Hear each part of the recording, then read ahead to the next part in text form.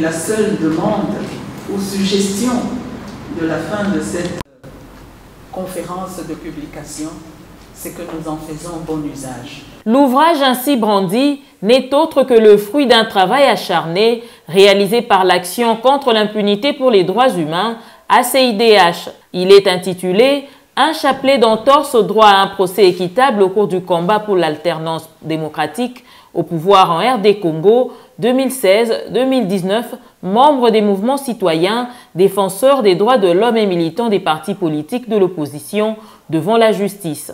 Nous voulons tout d'abord que les justiciables, les acteurs judiciaires et toute la population sachent que dans les procédures menées contre les défenseurs des droits humains, les militants des mouvements citoyens et certains militants des partis politiques de l'opposition, dans le combat pour l'alternance politique, nous voulons que tout le monde sache que ces procédures ont été teintées de beaucoup d'irrégularités s'agissant des principes des procès équitables. Alors, ça c'est un. Des deux, nous voulons qu'en prenant conscience de cela, que tous nous puissions nous engager pour que demain, pareille situation ne se répète plus.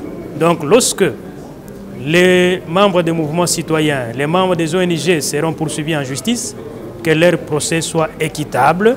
Ainsi, nous travaillerons pour une justice équitable dans notre pays.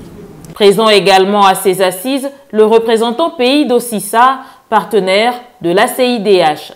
L'étude dont la publication nous réunit en ce jour démontre que dans la plupart des cas sous examen, des pratiques, des décisions, des approches de l'appareil judiciaire vis-à-vis de certaines catégories de justifiables, notamment les activistes pro-démocratie ou les membres de l'opposition politique, n'ont pas toujours respecté les règles de base relatives à un procès équitable et inspiré par l'état de droit. Il démontre en outre que ces violations ont gravement entravé l'exercice et la jouissance de droits et de libertés fondamentales pourtant garantis par la Constitution de la République, ainsi que les traités et accords internationaux et régionaux relatifs aux droits de l'homme.